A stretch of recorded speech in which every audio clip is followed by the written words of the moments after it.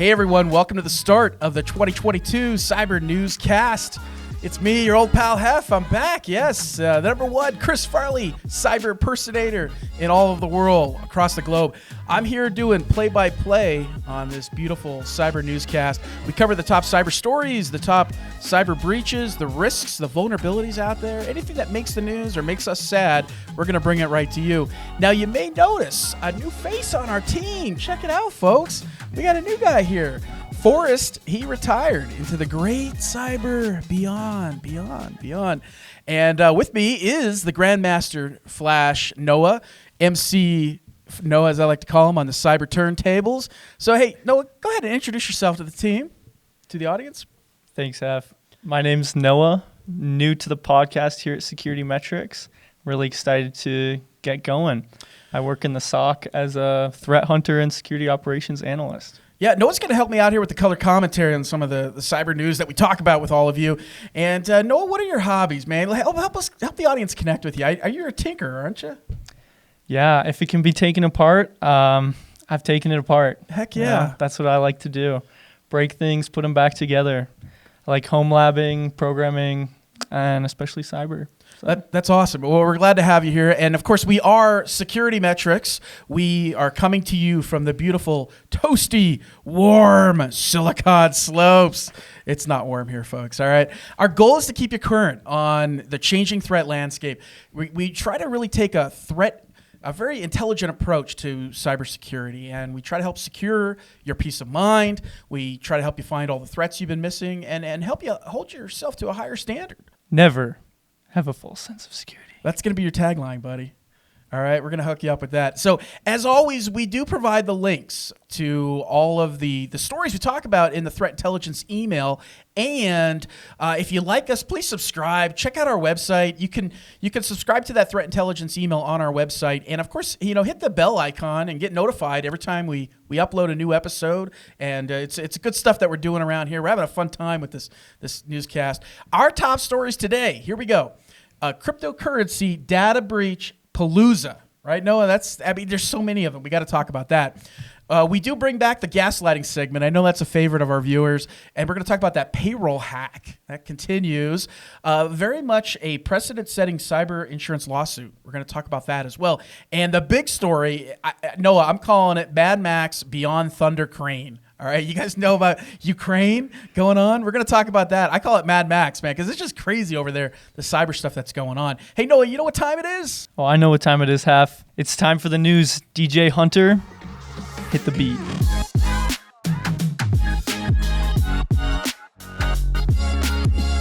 All right, we thought we'd start off with this new episode, the new year. We're talking about the data breaches. And the thing about it, Noah, is there's been so many data breaches that picking the top ones to talk about with the top lesson learned is a challenge for us. Oh, yeah. There's a different data breach almost every day, it seems like. Yeah. But the Cryptopalooza is the one we got to talk about. And that's because there has been, I'd say, how many data breaches on cryptocurrency exchanges? Like 20? In 2021? Too many to count, yeah. And then plus this year. So it's been crazy. So let's talk about the first one that hopped up in the news. And this actually, Noah, it happened back in December. $196 million was stolen from this crypto exchange, Bitmart. Again, what's crazy about it is Bitmart is like this mix of not just spot transactions, but you can do like leverage futures trading. You can do lending, staking services. It's really unclear, though. We don't know attribution yet. They haven't shared that, who the bad guy was. But it's a pretty straightforward breach. It's a classic case of transfer out, get the money, swap it for something else, and wash it all. So about this particular Bitmart breach is what the hackers did is they used a decentralized exchange aggregator. It's known as 1inch. And from there, they were able to exchange the tokens out. Once they got the tokens out of Bitmart, again, we're talking $196 million worth of crypto, they changed it and exchanged it for Ether coins, and then they deposited the Ether coins in something, and it's a privacy mixer called Tornado Cash, which makes it harder to trace. So now the thing about this is not just the only breach that happened. There's tons of these other breaches, and we don't have time to talk about all of them. But I think, Noah, if we highlight a few of them, the one article that caught my attention was these North Korean hackers, where in all of 2021, North Korean hackers were able to get about 400 million is what the estimated number is. That's a huge amount of crypto stolen. That is a lot of money, especially if you think about it in terms of like a bank heist. Yeah. $400 million, that's so much money. And it's crazy, too, to think about. I saw a different article that said North Korea has stolen over $2 billion in crypto. Whoa. And that's a significant amount of their GDP, of the income for their country. That's a way to bring in money, right, folks? But now, it wasn't just the North Koreans and Bitmart that made the news. Just this past week, Qubit finance platform was hacked for about $80 million. Now, what's crazy about this one is this is one of the top 10 largest hacks of a DeFi platform of all time, all right? Now, the news gets bad from here. Now, we understand in this Qubit breach, it was a vulnerability in one of the Ethereum blockchain contracts, and that's how this whole thing fell apart for them. But it wasn't just Qubit that got hit. It was also, I think, Crypto.com got hit. And Crypto.com, that hack was like $34 million. Again, these are huge sums of money. And the question is, for us, why does this stuff keep happening? You know, I think it's because this is an emerging industry. Yeah. The programmers behind these sites and these exchanges are typing as fast as they can to keep up with demand. There's so many people that want to get into crypto, and there's just not enough security professionals and programmers to keep up with it and make secure code. Yeah, you think about that, folks. You know, you think about the attention that you get from a traditional bank robbery, and for these bad guys, it's like, why would I go after a Fortune 500 company when I could steal these username and passwords, and how much will I get on the dark web for them? But if I steal a crypto exchange, yeah, what am I going to get from that? You know, and you did bring it up, the maturity of this industry. I think there's something like, Noah, like 300 different companies that have just recently started up doing the crypto stuff in like less than 5 years. So very unregulated, hugely, you know, these companies they're building their business from scratch. And you mentioned that too, tiny staff, no cyber team. These developers, they're working frantically to make the code work. Do they care about cyber? You know, I think they do care about cyber. It's just a matter of having the people to keep up. Yeah. Accidentally leaving these flaws in all of these crypto exchanges is just ludicrous to me. Noah, though, I think part of the challenge too with these crypto exchange breaches is the design of them themselves. And part of that is, if you've ever used a crypto exchange, they have cold wallets, and then they have these hot wallets. The cold wallet is where the crypto lives safely. It's offline. The hot wallets is the liquid stuff, the liquid currency, easily accessible to the user. So that's part of the challenge too with this cryptopalooza. And these breaches are going to keep happening. They're not going to stop. No way. Oh, yeah. And these breaches are going to keep happening. They're not going to stop. No way. Hey, everyone. Heff and Noah from the future here with a little bit of an update on a breaking story. We've got yet another cryptocurrency platform that was hacked, this time for about $300 million. Yeah, this just happened overnight. And, of course, we want to break the news to you as quickly as we can. This is actually a story about a vulnerability in the Wormhole cryptocurrency platform to steal about $322 million. The attack took place earlier yesterday from the date of our recording, and it's impacting the Wormhole portal. This is a web-based portal application known as a blockchain bridge, and this allows users to convert one form of cryptocurrency into another. So in terms of this breach, again, we keep stressing it with the news about how important it is that you stay on top of this stuff. And if you are using these cryptocurrency platforms, just be aware of a lot of these vulnerabilities that are out there. Back to you guys. And we've also seen a lot of people getting hit with phishing emails, pretending to be from the crypto exchanges. Yeah. Then they click a link or give their login information, and their crypto's stolen too. So it's not just the exchanges that are getting hacked, but the individuals as well. And we don't know those reports. It's not like we have a daily log or we say, hey, 500,000 people, their crypto exchange has been hacked, their crypto wallet's been hacked. We don't have that kind of information. We hear about the big exchange breaches, but you're right, we don't hear about the little guys getting hit. So again, if you're into this stuff and you have a crypto wallet, really, folks, do your research on who you choose as your vendor. That's the key lesson learned here. Who you pick to store your crypto money in. Oh, yeah. And definitely use a cold wallet if you plan on holding on to that currency. So, Noah, have you ever been in a jail? New Mexico jail? You hear about this breach? Have you ever been in a jail, buddy? Ransomware on a jail cell? Oh, man. This is crazy. I love this story. It reminds me of an episode of Mr. Robot. Yeah. A show pretty much everyone in InfoSec has seen at this point. And there's an episode where they do the opposite of this story. What do you mean? What do you mean? Like in the story, the they lock everybody down, right? The ransomware keeps everybody in their jail cells. But in the episode of the show, they open it up and all the prisoners get out. Wow. So it's crazy to think that maybe these ransomware hackers could have threatened the jail, like, oh, if you don't pay, we'll release all your prisoners or something. Right. Like, it's just insane to think about, right? New Mexico, the state of New Mexico, has been getting slammed with cyber attacks. And it's not just the New Mexico jail that got hit with the ransomware, but there are a bunch of schools down there, government, city governments. This New Mexico jail story, the reason we're highlighting it is because of how it went down. You're talking about emergency facilities, these automatic doors, the security camera systems, those mechanisms all went offline, and the technicians are trying to bring the system back online. Meanwhile, all the inmates, they're stuck in their cell. And not just that, Noah, but the medications, the programs, the software that's used to manage the medications, the inmate records, all that stuff gets taken offline. All had to be managed manually. Their incident tracking database was knocked offline. So that incident tracking database contains things like the reports of force, fighting, sexual assault allegations, all that stuff offline. And huge impact when you talk about these folks that are in prison. So that story caught my eye. I think another breach that was big, Noah, was this Red Cross thing. Have you seen this one? Yeah, I've looked into this one, and this is pretty sad because it's all really vulnerable people, right? And their medical records are now in limbo, could get sold online. We don't know who took it or where they'll eventually end up. Yeah, we do know that the Red Cross IT network, we know it was compromised through a third-party contractor. That's about as much information has been shared with the public. But what I thought was neat about this case is the pleading that the leadership and the executive team at the Red Cross did, where they get on there and they're like, hey, folks, hackers, please do the right thing. Do not share, do not sell, do not leak. Please don't use this data. Like you said, these are vulnerable people.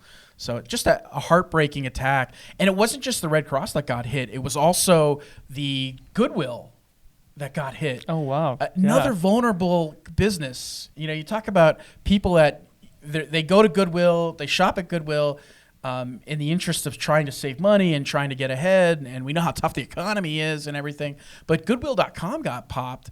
And in this example, they had a website vulnerability. Have you ever heard of Log4j? Oh, no. I've heard that name way too many times. Are you burnt out on it? I mean, we talked about Log4j so often. And that's been what's been attributed to this Goodwill thing. But my gosh, I'll tell you, folks, we're not going to spend a lot of time on Log4j, but apparently that's what's been attributed to the Goodwill.com breach. But the Goodwill, they actually had another breach in 2014. And this is a good example, Noah, of businesses that may, for whatever reason, not have the potentially financial windfall to hire a large cyber team. But, you come to a company like us at SecurityMetrics where we do cyber at a very low cost rate. This is like the perfect client for us here at SecurityMetrics. So Goodwill, call us, all right? We're waiting for you, man. We'll help you out with your cyber. Oh, exactly. And we've got a lot of tools to help these online retailers like Shopping Cart Monitor. Yeah, big time. All right, so talking about T-Mobile again, you guys know last year we just murdered, it's 6 breaches in like 3 years at T-Mobile, Noah. That stuff's got to stop, all right? The T-Mobile, you got to get your act together. But they're back in the news. They didn't really go into detail on these SIM swapping attacks. But can you help me explain to the audience exactly what that means when you say SIM swapping, SIM, SIM swapping? Yeah, exactly. So a SIM swapping attack, if I can speak English today, blah, blah, blah. A SIM swapping attack is when an attacker calls up your phone provider and they'll pretend to be you and give some information. Maybe they got it in a data breach or something, probably your phone number, your email, your first, last name, and your address. and they'll tell the phone provider that they are you and try to transfer your phone number to a new SIM card. That new SIM card, they'll put in their phone, and then they'll have access to your 2FA that you use over texting. Two-factor authentication. Yeah, two-factor authentication. So when you get texted one of those codes that's like, oh, here's your code to log into Google 0180096 or whatever, it's actually going to go to them. And then they can take over your account, and they own it, essentially. So it's just a reminder, texting isn't a perfect form of two-factor authentication. Yeah. I'd recommend using hardware security tokens if it's available. But another thing that these cell providers have started doing is allowing you to set a password with them. So when you call up to make changes to your account, you have to read them out a password. So just an additional way to keep yourself safe. You know, another thing, Noah, that I like is I like getting rid of my SIM card altogether. And a lot of people have gone to this now where you have a SIM-free phone, and that's what I use, a SIM-free phone. So that's another alternative option for you as well. It's just a challenge, folks. I see so many people that buy things online, and they'll say, hey, I'll send you a code, right? I'll send you a digital code, and that's a perfect gateway into breaking into your phone. So just be aware of that. If you ever get somebody that says, hey, I want to buy it, but I'm going to send you a digital code, please respond to that text.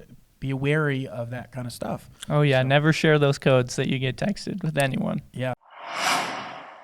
All right, it's back, folks. Gaslighting segment. Yeah, I know you guys love this stuff. There's so many things that just get Noah and I fired up. And from our perspective, this is a way of just venting sometimes on the ludicrousy of what happens in the world of cybersecurity. We're all getting burned out in this business. Fortunately for Noah and I, this is a good way for us to just talk to you and say, hey, check this out. First story that we got to talk about is this Kronos thing. Now, in Kronos, it started back in December. Are you familiar with the Kronos software at all? Yeah, so Kronos is payroll software. Yep. And so Kronos getting ransomware means that these companies that rely on Kronos to pay their employees, they're not paying their employees. They're not able to. They've got to revert to paper records. Yeah. And, it's not just the payroll stuff that got impacted with Kronos getting breached. It was schedules too. Like if you're a company that uses Kronos for not just payroll, but your scheduling, imagine like over that Christmas holiday when this thing started, you're not able to access scheduling. You're not able to get payroll. And so many companies use Kronos. The thing that caught my eye was how now some of these, like, for example, the Metropolitan Transportation Association, MTA, they're now saying we need to get rid of Kronos. All right, a lot these University of Florida Health said we need to just get rid of Kronos altogether and go to something else.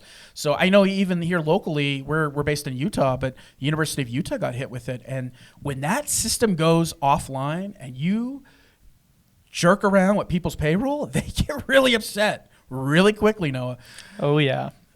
But this is a months-old attack now, and the administrative chaos is insane. I mean, millions of people that are impacted by Kronos and not getting their paycheck. But the way this happened, Noah, is what caught my attention, because the backups for Kronos were infected. Oh no! Yeah, that is not what you want to see. No, in a man. Ransomware event. And the private cloud had the Kronos private cloud. The number of outages in that, people's paychecks were still short. Not only that, hundreds of thousands of dollars people were missing in their paycheck right around Christmas time. And now here we are in the new year and people are still not getting paid, man. And with Kronos, the hackers disabled Kronos' ability to communicate with backup environments. And as you guys know, lesson learned here, folks, you got to make sure you have your backups. You got to make sure you're testing your backups. If you're not doing that kind of stuff on a regular basis, you're going to have a hard time recovering from a ransomware attack, just like Kronos is right now. Oh, yeah. And if you're not testing your backups, you don't have backups because you don't know if they work. Yeah, no joke. All right, another top story that came up in the news, and this wasn't even like, no, this is one of those stories that was like not even covered very much in the mainstream media, and it's a huge, I'm talking huge, precedent-setting lawsuit regarding cyber insurance. So the story goes with Merck. Merck sued their cyber insurer, and their cyber insurer, this is all in reference to this PETA cyber attack that happened to Merck. And Merck said we had about $1.7 billion worth of damage. And the insurer said, we're not paying. You ever heard that story before, Noah? It happens a The lot. whole job of these insurance companies is to not pay you. Yeah, the games that people play. Well, the insurer said we're not going to pay, and the reason why we're not going to pay is what caught my attention. Right. They said they're not going to pay because it's an act of war, and their insurance doesn't cover an act of war. Yeah, and so it goes to the courts, and the courts said Merck basically countered, and they argued the point that this was not an official government-sponsored declaration of war. So guess who won the lawsuit, folks? Merck, they won the lawsuit. So now what we're finding in our business is all these cyber insurers are moving to update the language around acts of war exclusion clauses. So if you have cyber insurance, lesson learned, right? You have cyber insurance, you need to get out there and you need to look at what your exclusion clauses are, especially around things like acts of war. Oh, yeah. And I remember when the Sony hacks happened, I think back in 2016 or 2017. Yep. This same thing happened again. President Obama, when he was briefing the country, he had to cut himself short when he was saying, oh, this is an act of war from North Korea. He had to stop himself partway through that sentence because if he had said that, Sony's insurance wouldn't have covered it. Right. That's crazy. And it's fascinating. We still have. It's like history keeps repeating with these insurance lawsuits and stuff. And again, it's something that we take a look at here from time to time. We like to talk about these precedent-setting lawsuits. I am not a fan of macros. However, do you like macros? When I make them, yeah. Well, I guess here's the story, folks. Microsoft said that they're switching off Excel macros by default. And before we get too in-depth on what macros are, can you kind of explain very quickly to the audience what a macro is if they've never heard of it before? Yeah. A macro is a snippet of code that's included in Microsoft Office files sometimes. And basically, if you open up the file, it'll run this little snippet of code, which could be downloading malware on your computer. It's one of the reasons that as of recently, when you open up a Microsoft Word document from the internet, it'll say enable editing at the top. Yeah. It's trying to protect you from these macros that if you just were to open up the file and start typing away, it could execute on your computer and do something bad. Yeah, I think this is a good part, Noah, that what we do here at SecurityMetrics is, I know with our endpoints, we always recommend our clients, if you have an endpoint from us, if you purchase an endpoint from us, disable macros at the endpoint. And that's a huge win for your environment. It's an easy thing to do. It's something that we're always telling our clients to do. But it's a huge security risk. These macros, they've constantly been manipulated by threat actors, being able to get the customer click on the macro, and the next thing you know is they've enabled a downloading of some bad stuff. So we are definitely proponents of endpoints here, and you should definitely check it out. Okay, one other story that we want to talk about is Canon, and oh man, this one got me fired up, man. You ever had like a printer and with the chips in the ink now?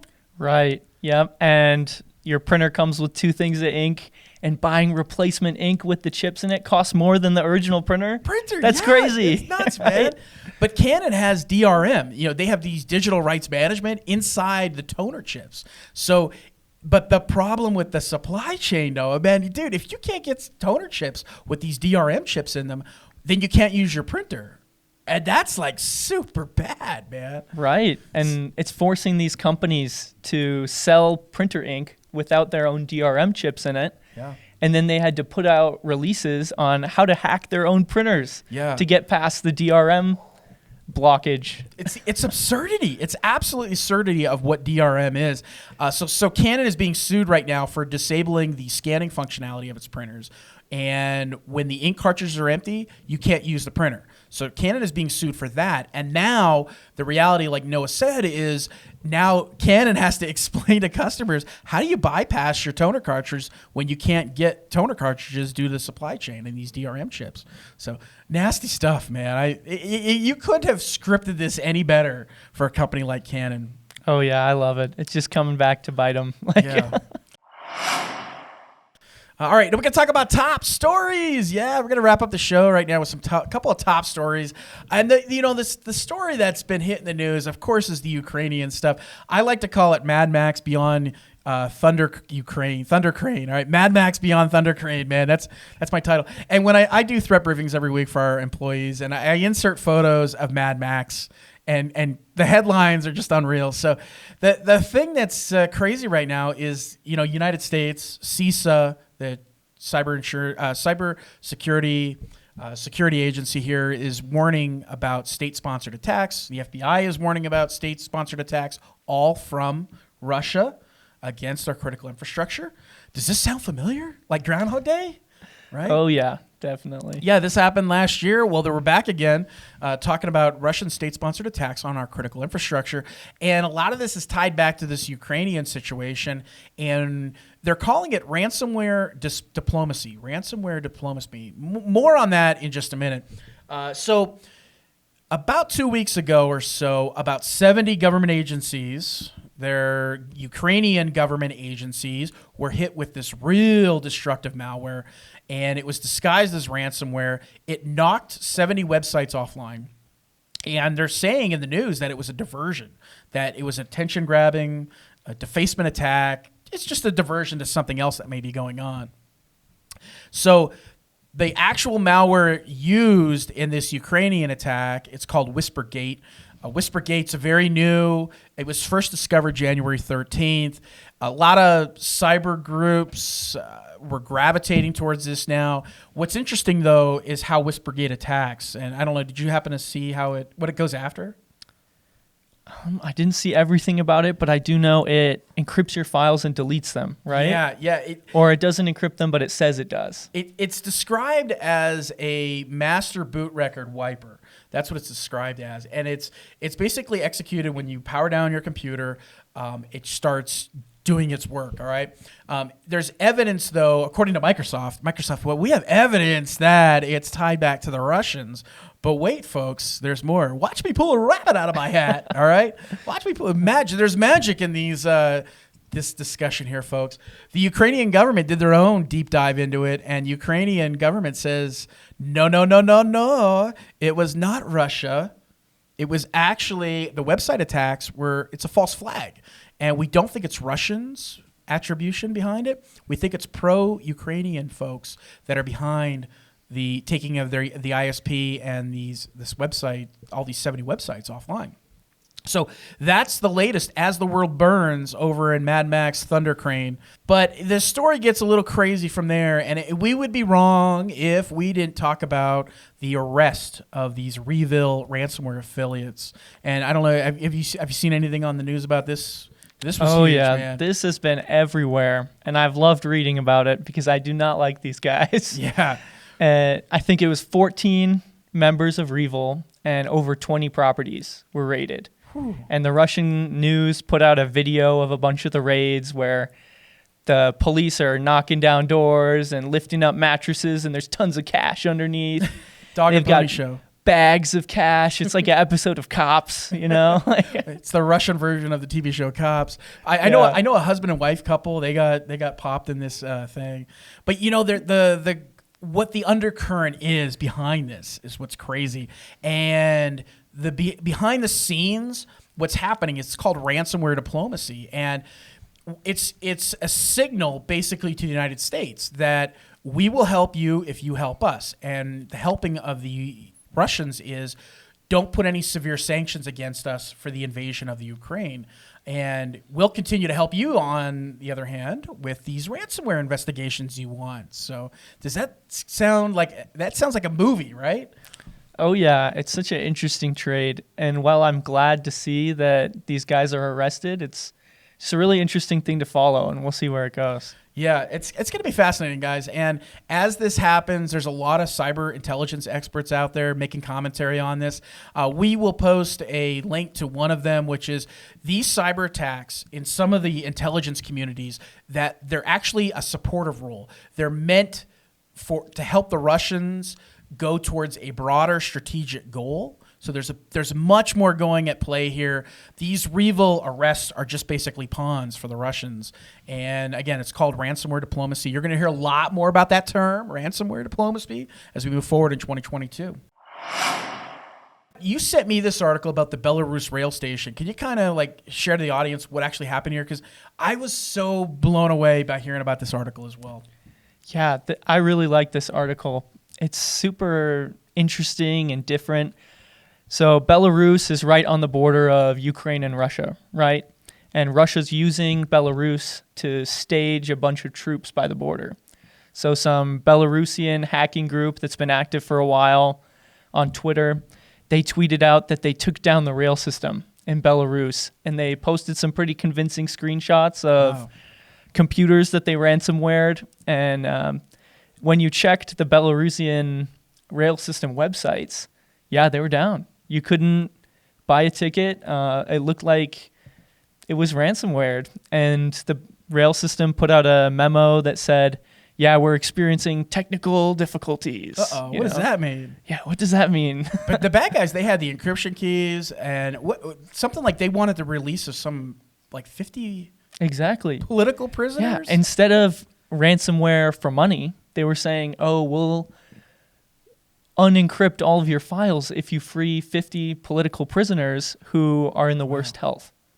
Again, So this is Mad Max beyond Cyberdome, Ukrainian Dome, whatever you want to call it, guys. It's crazy. We'll keep you posted on the latest on this, but right now it's kind of turned into this silent war in Ukrainian cyberspace. And when you think about Ukraine, a lot of people are saying that they don't have a lot of cyber defense capabilities, that they don't do a lot of the basic cyber hygiene type stuff, basic best practices in the security world. So it leaves a lot of their systems vulnerable to known exploits. So it's going to be fascinating how this plays out in the news and what happens next. Oh, yeah. It's the Cold War. Yeah, it is. Right? Yeah.